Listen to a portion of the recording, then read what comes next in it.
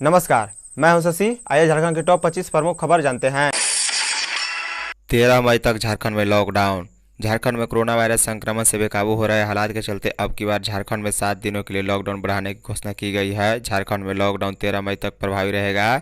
मुख्यमंत्री हेमंत सोरेन ने बुधवार को उच्च अधिकारियों के साथ बैठक के बाद अहम फैसला किया।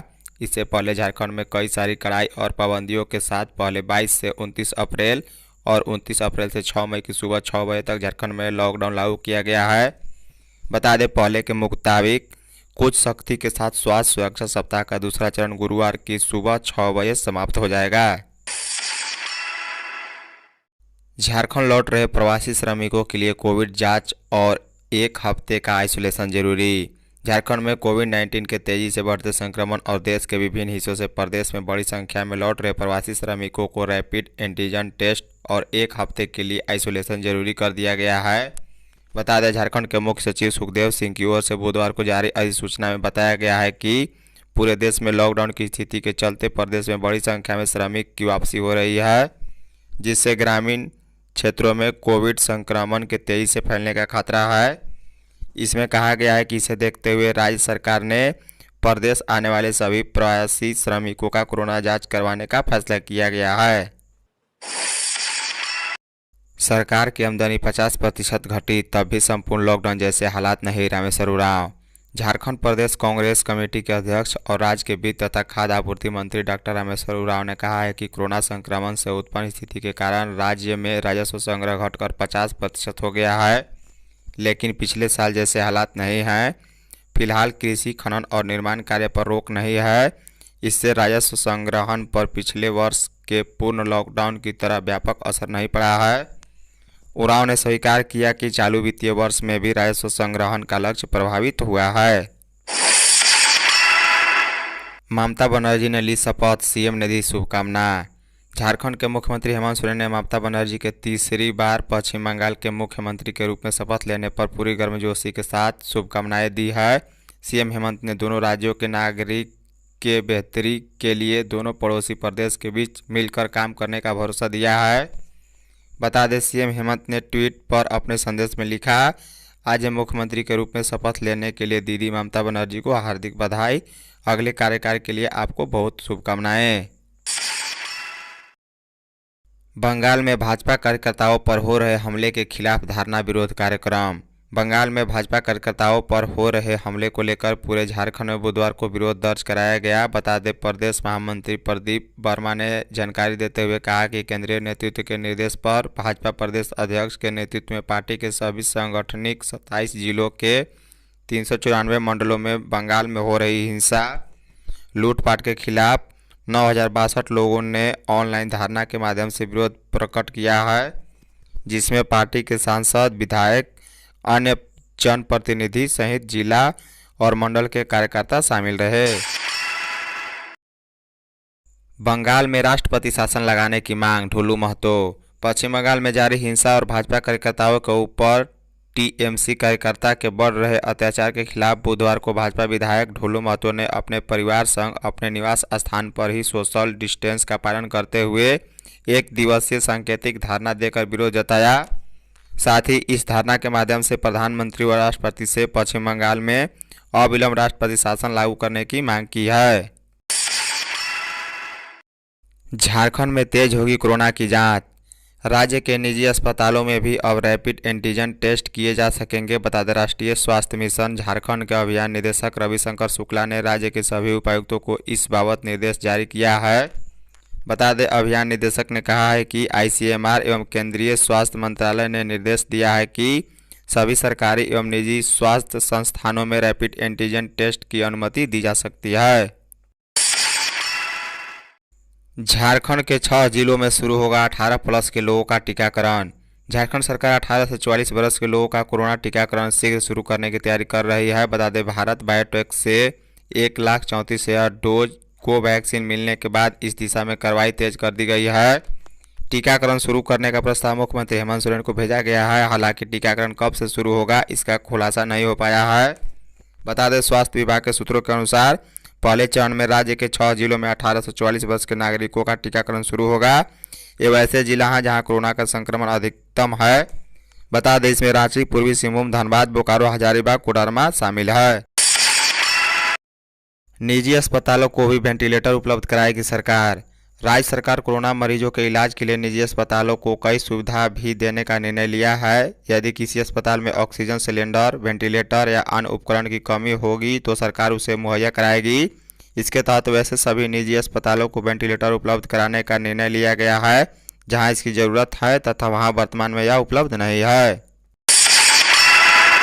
झारखंड में 5770 नए केस मिले हैं। झारखंड में 141 मरीज की मौत हुई है। झारखंड में कुल मौत की संख्या 3346 है। वहीं झारखंड में कुल एक्टिव केस की संख्या 59,531 है।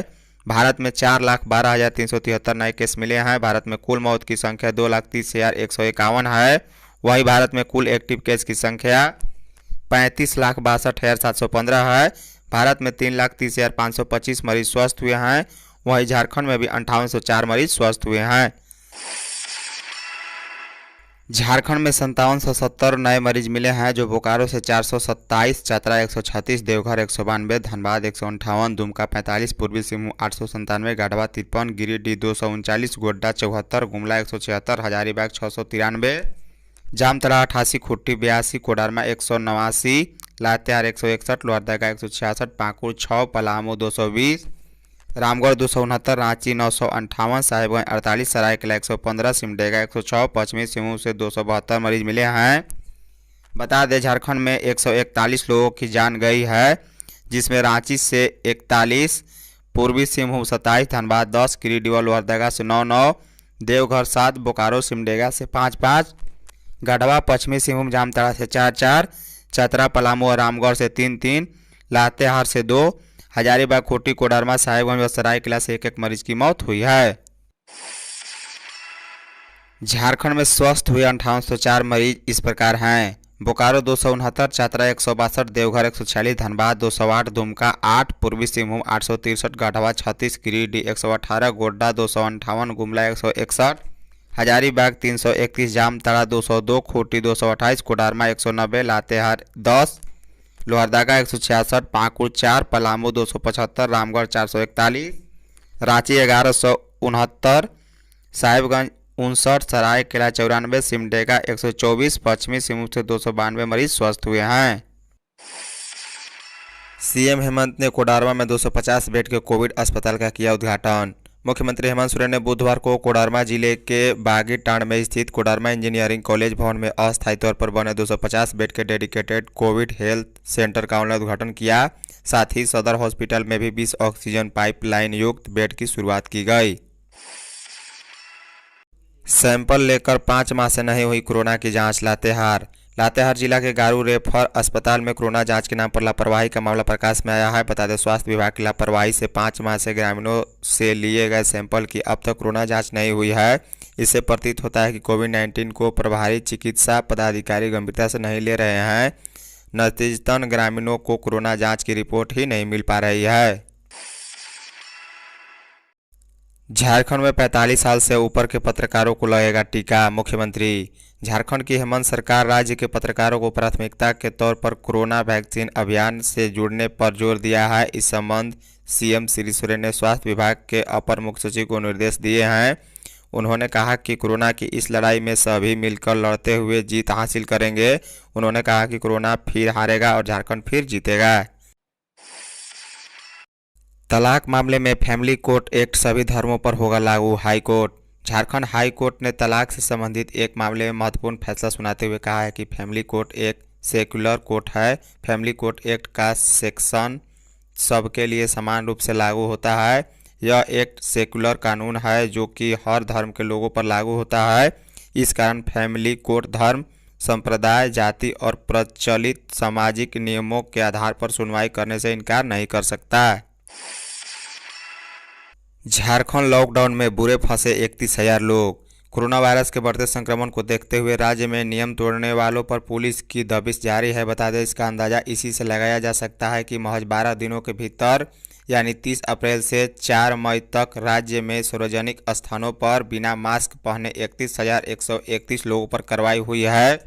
इसमें सिर्फ बोकारो जिला में सर्वाधिक 20,062 लोग पकड़े गए हैं। इसी तरह विभिन्न जिलों में कोरोना गाइडलाइन का उल्लंघन मामले में कुल 47 प्राथमिकियां भी दर्ज की गई है। 5 नक्सलियों से एनआईए कर रही पूछताछ। पश्चिमी सिंहभूम जिले के टोकलो थाना क्षेत्र स्थित लांजी पहाड़ी पर 4 मार्च को माओवादियों के डायरेक्शनल के हमले में 3 जवानों की शहादत व 1 जवान के जख्मी होने के मामले का अनुसंधान राष्ट्रीय जांच एजेंसी कर रही है। बता दें, एनआईए ने इस घटना में जिला पुलिस के हाथों गिरफ्तार 5 नक्सलियों को रिमांड पर लिया है, जिनसे पूछताछ कर रही है। लोहरदगा में मॉल समेत दुकानें सील। कोविड-19 के बढ़ते संक्रमण को नियंत्रित करने के लिए स्वास्थ्य सुरक्षा सप्ताह के फेज 2 के तहत राज्य भर में आंशिक लॉकडाउन लागू है। बता दें, इस बीच जरूरी सेवाओं की दुकानों को खोलने की छूट दी गई है। इसमें दवा दुकान, किराना दुकान, सब्जी दुकान, पेट्रोल पंप आदि को कुछ शर्तों के साथ खोलने की छूट है, पर अन्य सभी तरह की सेवाओं पर प्रतिबंध लगाया गया है। इसके बावजूद लोहरदगा शहरी क्षेत्र के कुछ दुकानदार अपनी दुकानों को बाहर से ताला बंद कर अंदर से बिक्री कर रहे हैं। बुधवार को हुई जांच में 100 में से 16 लोग मिले संक्रमित। राज्य में बुधवार को कुल 35,486 लोगों की कोरोना जांच हुई, जिसमें 5770 संक्रमित पाए गए। बता दें, इस तरह प्रत्येक 100 लोगों की जांच में 16 संक्रमित मिले हैं, जिसमें रांची में सबसे अधिक 958 नए मरीज मिले। हालांकि रांची में 1169 मरीज स्वस्थ भी हुए हैं। रांची के बाद पूर्वी सिंहभूम में 897 नए संक्रमित मिले हैं। वैक्सीन पर अफवाह फैलाने वालों पर होगी कार्रवाई, रामगढ़ एसडीओ। रामगढ़ जिले में कोरोना काल के दौरान जिला प्रशासन की नज़र सोशल मीडिया पर भी है। बता दें, बुधवार को एसडीओ कीर्ति श्री ने बताया कि कुछ लोगों के द्वारा कोरोना वैक्सीन को लेकर अफवाहें फैलाई जा रही है। जिला प्रशासन लगातार उन लोगों पर नज़र रख रहा है। उन सभी लोगों के खिलाफ कानूनी कार्रवाई की जाएगी। महिला थाना प्रभारी दरोगा की मौत की सीबीआई जांच। रांची के सांसद संजय सेठ ने साहिबगंज में महिला थाना प्रभारी दरोगा रूपा तिर्की की संदेहास्पद मौत पर नाराजगी जताते हुए प्रशासनिक व्यवस्था पर भी कई सवाल उठाए हैं। सेठ ने कहा कि रूपा तिर्की रांची की बेटी थी। कई सपने लेकर वह यहां से साहिबगंज गई थी। उन्होंने कहा कि एक सामान्य परिवार से निकलकर दरोगा की नौकरी करना और वहां खुद को साबित करना, अपने काम के प्रति अपने सेवा भाव से सबका दिल जीतना, यह काम रूपा तिर्की ने बखूबी किया था। राज्य के स्वास्थ्य मंत्री बन्ना गुप्ता ने बुधवार को आरका जैन विश्वविद्यालय के एनएसएस द्वारा blood and plasma donation war room का उद्घाटन किया। बता दें, यह blood and plasma donation war room NSS के कोऑर्डिनेटर पारसनाथ मिश्रा के नेतृत्व में कार्य करेगा। पलामू लौट रहे प्रवासी मजदूरों का कोविड जांच अनिवार्य। पलामू उपायुक्त शशि रंजन ने बुधवार को कहा कि कोरोना के बढ़ते संक्रमण के बीच अब सरकार ने निर्णय किया है कि पलामू में लौटने वाले प्रवासी मजदूरों को covid test, rapid antigen test कराना अनिवार्य होगा। वहीं टेस्ट रिपोर्ट निगेटिव आने के उपरांत भी मजदूरों को 7 दिनों के लिए क्वारंटीन में रहना होगा। बंगाल परिणाम आने के बाद सरकार समर्थित हिंसा व भाजपा कार्यकर्ताओं की हत्या के विरोध में बुधवार को भाजपा के राष्ट्रीय उपाध्यक्ष सह झारखंड के पूर्व मुख्यमंत्री रघुवर दास ने धरना दिया। धरना देने के क्रम में उन्होंने कहा कि बंगाल में चुनाव के बाद हिंसा की घटनाएं उद्वेलित करती है। चुनाव लोकतंत्र का उत्सव होता है, लेकिन बंगाल में चुनाव के पहले हिंसा, आगजनी, तोड़फोड़, चुनाव के दौरान भी उन्हीं हिंसा घटनाओं का दोहराव और चुनाव के बाद भाजपा के कार्यकर्ताओं की हत्या हमारी लोकतंत्र व्यवस्था पर एक बड़ा सवाल खड़ा कर दिया है। धन्यवाद। यदि आप चैनल पर नए हो तो चैनल को सब्सक्राइब कर बॉल का बेल आइकन दबाइए। साथ साथ वीडियो को एक लाइक कर अपने दोस्तों के साथ शेयर करना ना भूले। साथ ही साथ आप हमें सरकार द्वारा 1 हफ्ता बढ़ाए गए मिनी लॉकडाउन के बारे में अपनी प्रतिक्रिया अवश्य दें। Thank you.